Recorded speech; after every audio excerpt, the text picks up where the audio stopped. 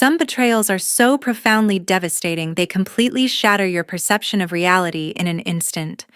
My name is Meredith, a woman of 32 who thought she knew her family perfectly. The frantic ringing of the doorbell violently shattered the quiet morning atmosphere inside my Boise home. My older sister hastily pushed her 7-year-old daughter inside, while claiming a sudden work emergency required her immediate departure. I offered a warm smile while attempting to start a cheerful conversation to ease the tension. My young niece merely stood frozen like a statue with empty eyes while shaking or nodding her head without uttering a single syllable. Her mother nervously brushed off this silence by stating the child was simply acting shy around unfamiliar people before practically running toward her parked car. She left us awkwardly standing together in the living room as the sound of her accelerating engine finally faded into the distance. The moment that heavy door clicked shut, the demeanor of the little girl abruptly transformed into something entirely different. She took several timid but incredibly determined steps toward me before gazing up with tear-filled eyes. "I have a terrible secret to tell you," the child whispered with a trembling voice that instantly made the blood boil inside my veins. A paralyzing chill ran down my spine as the horrifying realization dawned on me that I was trapped inside a deadly snare. Before I reveal the dark details of the horrifying betrayal that permanently destroyed my world, please subscribe to this channel. Leave a like on this video to support my journey of exposing the terrifying truth lurking behind closed doors. Right at that exact moment, I lowered myself onto the cold wooden floor to reach Dakota's eye level, while my heart hammered erratically against my ribs. The frightened child did not articulate a clear conspiracy, but merely sobbed while speaking in fragmented sentences about things she had secretly witnessed. She tearfully described repeatedly catching Gloria sneaking around the kitchen counters during the late evening hours when she was supposed to be asleep. Dakota explained how she watched her mother secretly grinding strange unknown tablets into a fine white powder. This secretive ritual apparently happened whenever she prepared those special homemade meals meant exclusively for my consumption. Gloria had been actively insisting on bringing me dinner several times a week under the guise of helping me recover from my mysterious ongoing illness. I clearly recalled how she would sit across from me at the dining table watching every single bite I took, with an unblinking gaze I previously mistook for genuine sisterly concern. The disturbing confession became significantly more horrifying when Dakota tremblingly repeated the vicious warning she had received at their house. She looked around the empty living room fearfully before whispering that Gloria had threatened her with severe punishment for speaking out. The specific threat was that if she ever dared to breathe a single word about the hidden powder to anyone, I would be forced to sleep forever, without ever waking up again. Hearing those incredibly dark words mimicking an adult's malice coming from an innocent mouth left me completely paralyzed with a sickening sense of dread. It took every single ounce of my willpower to keep my facial expression perfectly neutral so I would not frighten the traumatized child any further. I did not instantly jump to the terrifying conclusion of an elaborate murder plot because the concept felt entirely too monstrous to accept as reality. However, my racing mind involuntarily began linking this bizarre new information to the agonizing daily headaches I had been experiencing lately. I also thought deeply about the severe physical exhaustion, along with the sudden bodily deterioration I had been enduring over the past 6 months, without any medical explanation. The specialists I visited had been completely baffled by my worsening condition, despite running numerous expensive diagnostic blood tests. The blurry fragments of our historically strained relationship filled with unspoken sibling rivalry suddenly gave this terrifying seed of doubt plenty of fertile ground to expand rapidly.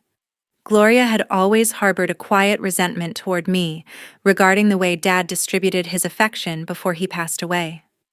She always felt she deserved more financial recognition for being the older sibling while I was granted the bulk of his trust fund.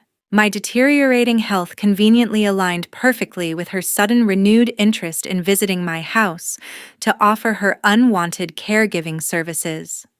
I desperately tried to suppress the overwhelming panic bubbling up inside my throat by tightly wrapping my arms around the trembling child to offer her comfort. I gently stroked her hair while mentally warning myself not to act impulsively or do anything that might prematurely alert the perpetrator before gathering concrete, undeniable proof.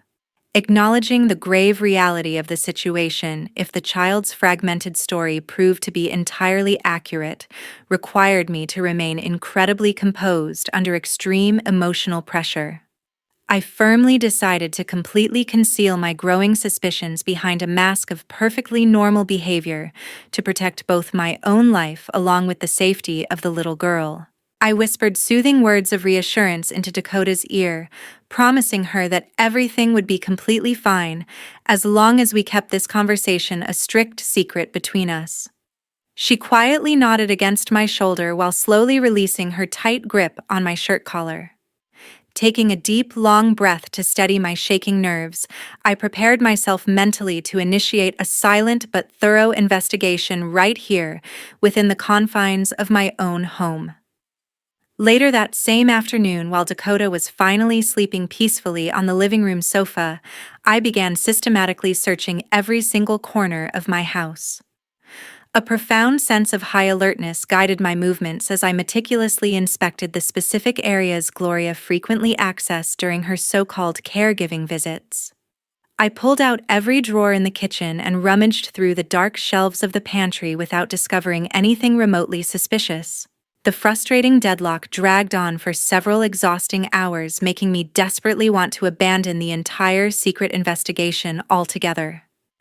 A heavy wave of guilt washed over me for daring to suspect my own flesh and blood of such a monstrous crime based solely on the fragmented babbling of a traumatized child. Sitting on the cold kitchen floor surrounded by misplaced cooking utensils made me feel incredibly paranoid and completely detached from reality. I was just about to put everything back into its original place when a soft voice interrupted my turbulent thoughts. "Auntie Mom usually makes tea for you from that wooden box over there." Dakota's sleepy voice suddenly echoed from the living room couch. "I already checked that spot earlier, but let me take another careful look," I replied while my heart suddenly started beating significantly faster.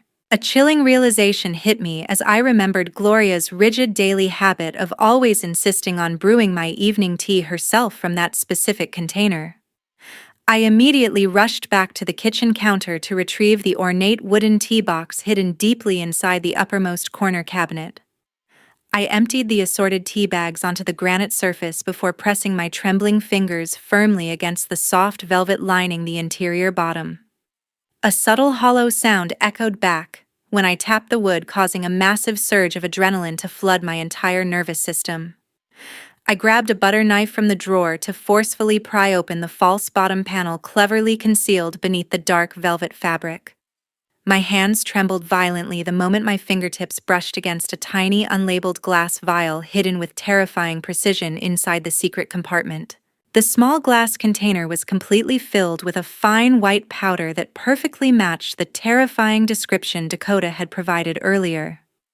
Staring at this undeniable physical proof of premeditated malice instantly eradicated any lingering doubts I had regarding Gloria's sinister intentions toward me.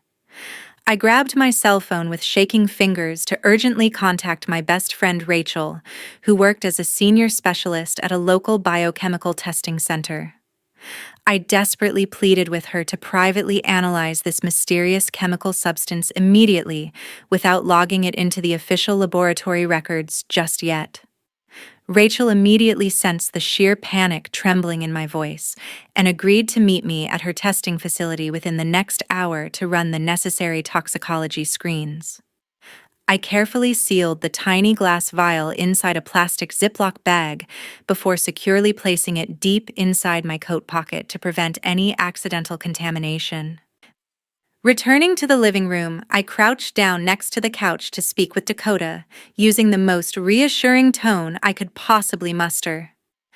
I softly instructed the little girl to maintain absolute silence about everything we had discussed today by pretending this was a highly classified secret spy game for just the two of us. Dakota gave me a solemn nod of understanding while promising not to reveal our secret mission to anyone under any circumstances. I quickly grabbed my car keys and locked the front door securely behind us before driving straight toward the biochemical laboratory to uncover the deadly truth. Late Monday evening, Rachel asked to meet me at a quiet corner cafe with an expression filled with extreme tension. She did not provide a definitive conclusion immediately, but frowned while explaining the mysterious powder possessed a highly dangerous chemical structure, requiring advanced machinery for an official result. Despite lacking the final formalized paperwork, the terrifying correlation between her preliminary warnings along with my recent multiple organ deterioration completely extinguished any lingering hope of a simple misunderstanding. This substance is exceptionally hazardous because it slowly suppresses the entire nervous system over time, so I need a few more days to precisely analyze the exact toxicity, Rachel explained, while pushing a sealed envelope across the wooden table. I completely understand the situation, so please proceed with the advanced testing because the financial cost is absolutely not an issue, I replied while tightly gripping my freezing glass of ice water. The very next morning, I secretly contacted my lawyer Thomas, urgently requesting him to thoroughly review all legal documents regarding my apartment, along with the massive trust fund left behind by Dad. Thomas did not hastily confirm any direct fraudulent activity, but pointed out several highly unusual modifications within a recently updated medical power of attorney.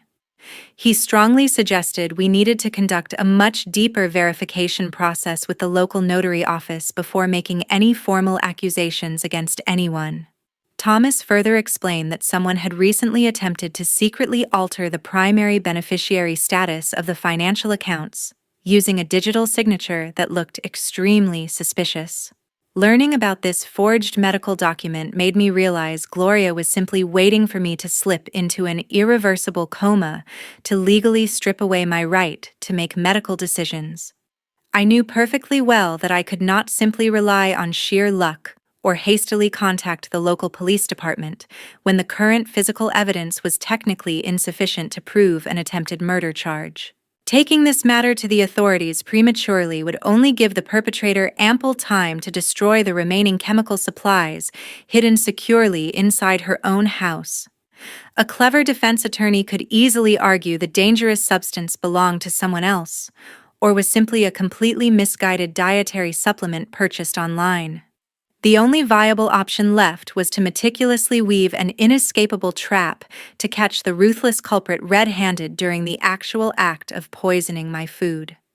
Formulating this incredibly risky plan required me to gamble my own personal safety just to directly confront the person actively trying to push me toward an early grave. I decided to purchase a miniature recording device to capture the undeniable visual evidence required to permanently secure a criminal conviction against my own sister.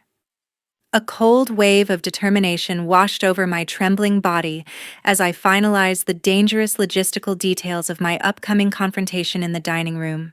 I spent the rest of that sleepless night preparing myself mentally for the ultimate showdown with the woman sharing my exact bloodline. Every single piece of the complex puzzle had finally fallen into place, revealing a picture of greed so grotesque it defied all basic human logic. The profound betrayal inflicted upon me by a close family member transformed my previous paralyzing fear into a sharp weapon of highly calculated vengeance. I carefully stored Rachel's preliminary medical report inside a hidden wall safe while patiently waiting for the perfect moment to invite my intended target over for a deadly dinner.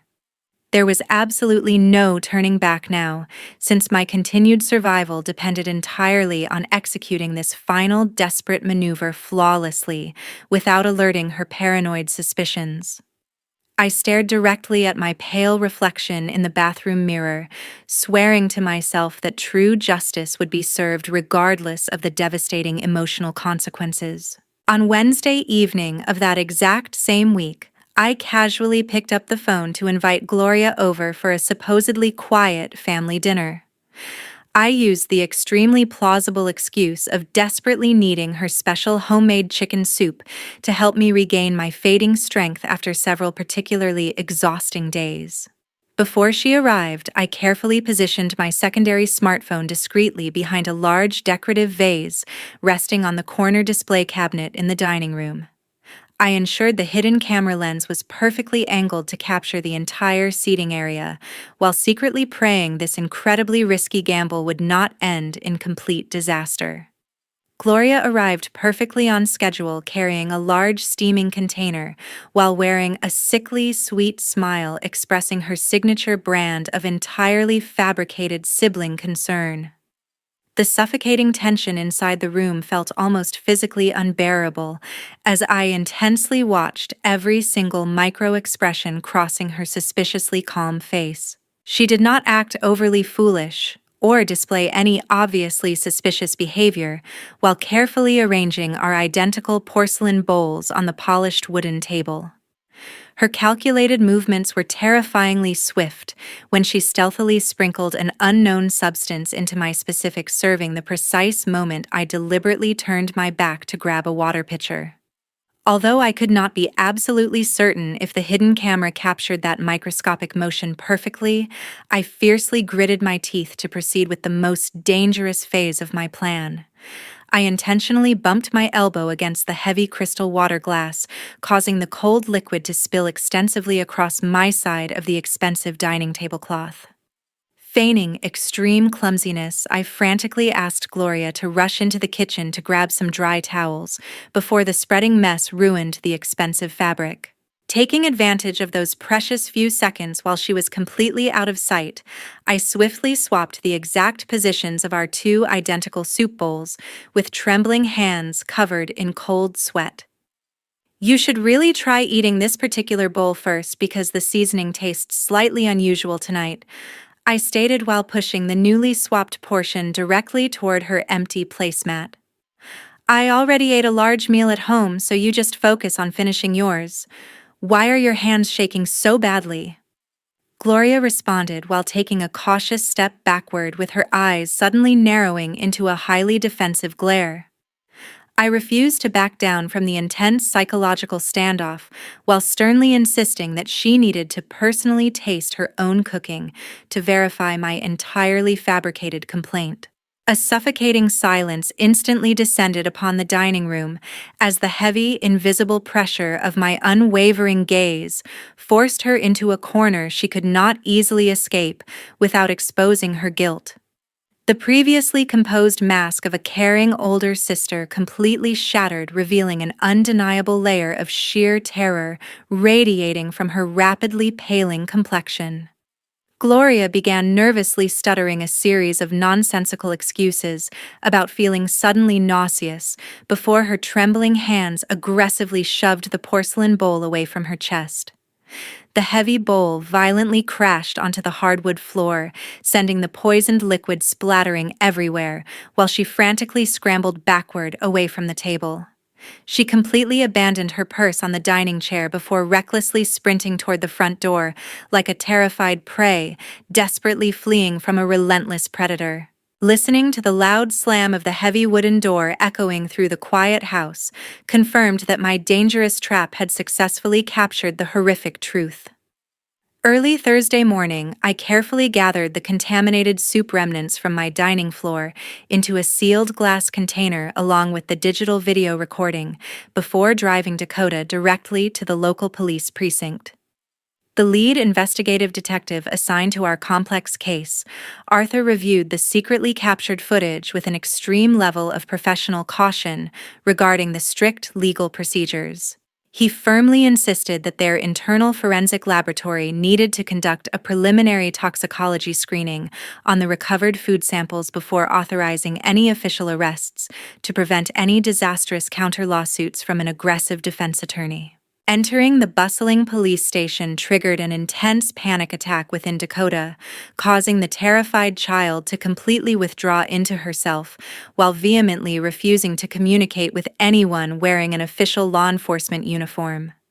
She desperately clung to the thick fabric of my winter coat, while sobbing uncontrollably about the severe physical consequences she would undoubtedly face for breaking her strictly enforced silence.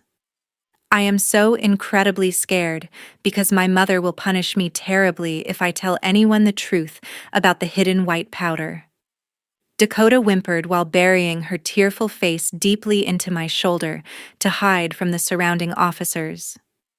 No one will ever be able to punish you again because I promise to use absolutely every resource available to keep both of you perfectly safe from any harm, Detective Arthur replied, while kneeling gracefully to meet her eye level, using the gentlest comforting voice imaginable. It took more than 3 agonizing hours working patiently alongside a specialized child psychologist before the trembling little girl finally calmed down enough to verbally detail the horrifying nightly rituals she had secretly witnessed. Her heartbreaking verbal testimony provided the exact chronological context needed to connect the unidentified chemical powders directly to her mother's meticulously prepared homemade meals over the past several months. Sitting in that sterile interrogation room while listening to a 7-year-old describe a calculated murder plot orchestrated by her own mother was the most emotionally devastating experience of my entire life. Almost simultaneously, the urgent forensic report arrived from the laboratory definitively confirming the recovered soup contained a massive lethal dose of a highly restricted neurotoxin explicitly designed to mimic natural organ failure over an extended period.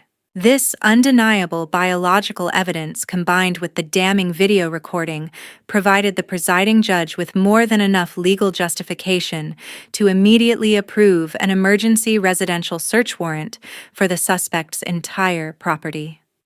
I sat huddled inside the back seat of an unmarked police cruiser parked discreetly a full block away, while tensely watching the plainclothes tactical response team silently surround the entire perimeter of Gloria's suburban house. My breathing became incredibly shallow as the heavily armed officers systematically positioned themselves at every possible exit to prevent any potential chance of a desperate escape into the neighboring yards. The suffocating anticipation inside the quiet vehicle felt absolutely agonizing as I waited for the inevitable violent confrontation that would permanently sever my remaining family structure forever. The tactical unit violently breached the heavy front door precisely at the exact moment Gloria was frantically attempting to flush several suspicious chemical bottles down her master bathroom toilet to desperately destroy the damning physical evidence. The highly trained rapid response officers swiftly subdued her fiercely struggling body against the cold tiled floor before firmly applying the heavy steel handcuffs to her trembling wrists to prevent further resistance.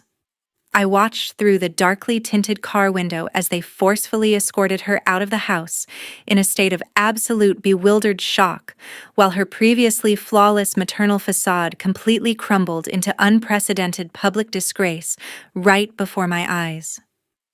Late that same afternoon, I stood completely motionless with my arms tightly crossed behind the two-way mirror inside the precinct interrogation room. My eyes remained coldly fixed upon the familiar face of the woman sitting nervously across the metal table, who used to be my most trusted confidant. Throughout the excruciating first 2 hours of the intensive questioning process, Gloria firmly denied absolutely every single accusation leveled against her by the investigating officers.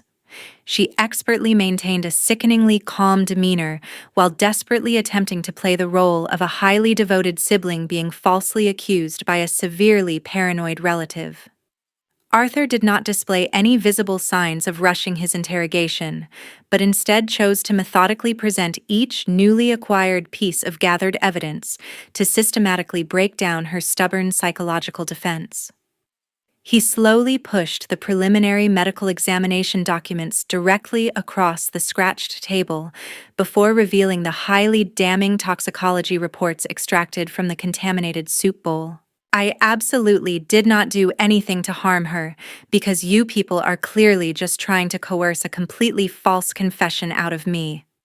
Gloria suddenly screamed, while aggressively slamming her sweaty palms against the hard tabletop. Then how exactly do you explain the undeniable fact that your own biological daughter has already officially testified to seeing everything you did? Arthur countered smoothly, before pressing a recording button to play a digital audio file. The distinctly trembling voice of Dakota instantly filled the claustrophobic interrogation space as the young child tearfully described the terrifying nightly chemical rituals she had been cruelly forced to keep secret for months. Hearing those fragile words coming directly from her own frightened child caused Gloria to visibly flinch, while her carefully constructed facade of maternal innocence finally began to fracture completely under the immense pressure. She immediately started leaving highly noticeable logical loopholes in her increasingly frantic verbal explanations regarding the precise origin of those restricted chemical vials discovered hidden inside her master bathroom cabinet.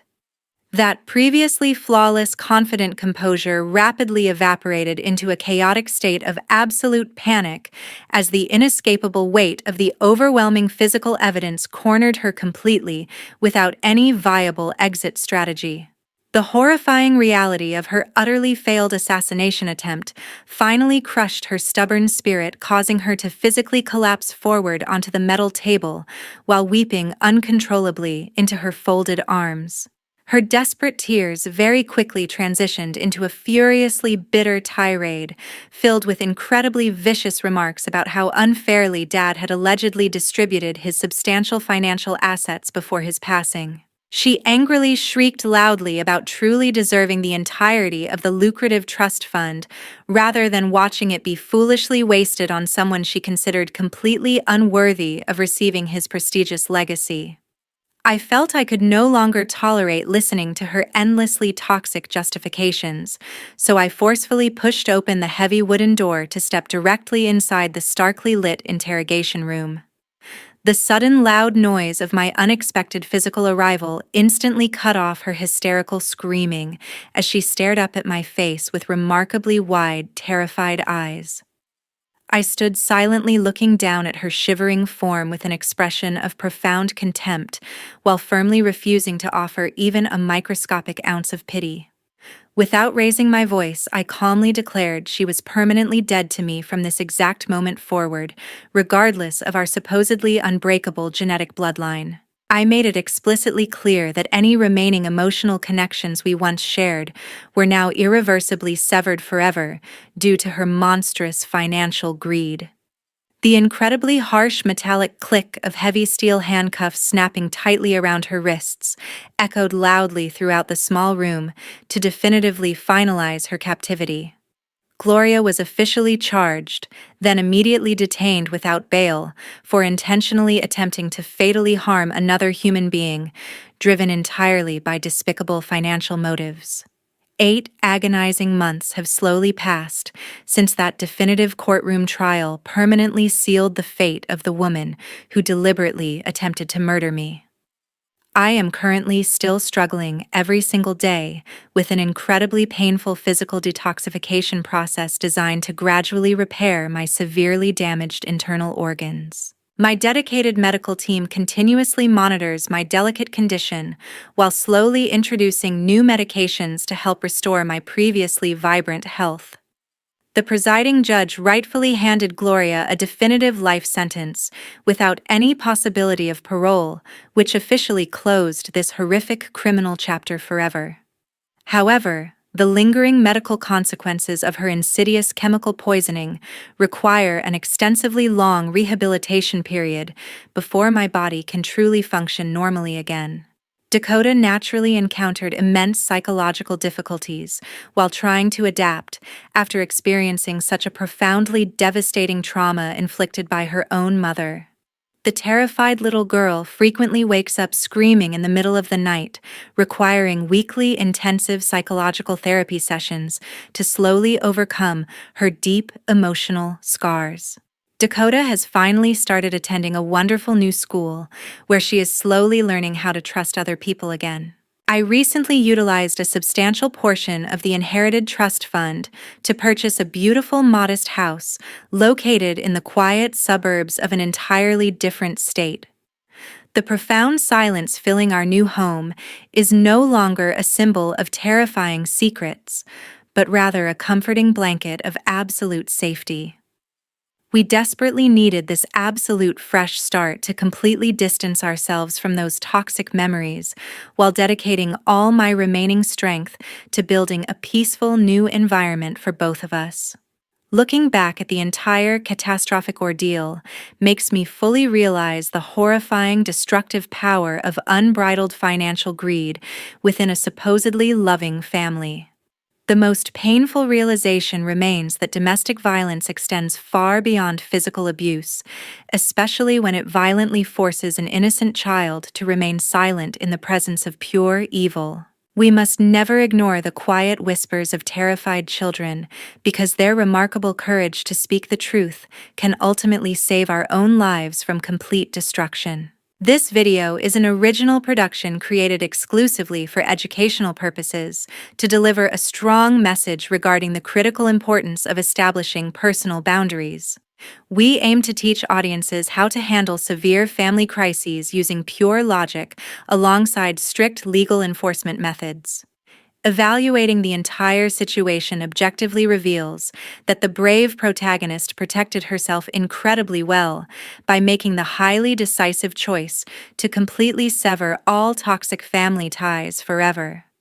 The ruthless antagonist ultimately suffered the catastrophic legal consequences directly resulting from her own deeply flawed decisions, along with her absolutely unforgivable moral corruption. Here are the most profoundly impactful core lessons we can extract from this devastating family tragedy regarding personal boundaries and basic human dignity. Unrelenting greed possesses the terrifying capability to completely obliterate even the most sacred biological relationships, highlighting the absolute necessity of maintaining extremely firm boundaries against abusive relatives. True self-respect requires you to permanently walk away from highly toxic individuals, regardless of their genetic connection, because your personal physical safety must always remain your highest priority in life. The courageous voice of an innocent child often serves as the most powerful weapon against hidden domestic manipulation, proving that adults must always fiercely protect the vulnerable members of our society. We express our sincere gratitude to everyone who patiently listened to this turbulent story until the very end. Your continued generous support is absolutely appreciated while we explore these complex psychological narratives together. How would you personally handle the agonizing situation if you discovered a relative secretly plotting against your life? Please take a moment to share your honest perspective in the comments below so we can freely discuss it.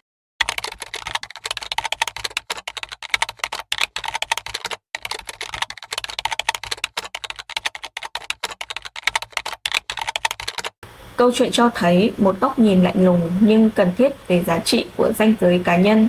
Nhân vật chính bằng cách quyết định dứt khoát cắt đứt quan hệ đã tự bảo vệ mình trước một âm mưu nguy hiểm từ chính người thân, một tình huống cho thấy gia đình không phải lúc nào cũng là nơi an toàn. Trái lại, nhân vật phản diện phải gánh chịu hậu quả pháp lý nghiêm trọng, minh chứng rằng lòng tham và sự tha hóa đạo đức có thể dẫn đến cái kết tất yếu. Một chi tiết đáng chú ý là tiếng nói của đứa trẻ, dù yếu thế, lại trở thành yếu tố vạch trần sự thật. Điều này nhấn mạnh vai trò của việc lắng nghe và bảo vệ người dễ tổn thương. Từ câu chuyện, khán giả có thể rút ra rằng cần đặt sự an toàn cá nhân lên hàng đầu, dám rời bỏ môi trường độc hại và tin vào công lý. Nếu ở trong hoàn cảnh tương tự, bạn sẽ hành động như thế nào? Hãy chia sẻ quan điểm của mình để cùng thảo luận nhé!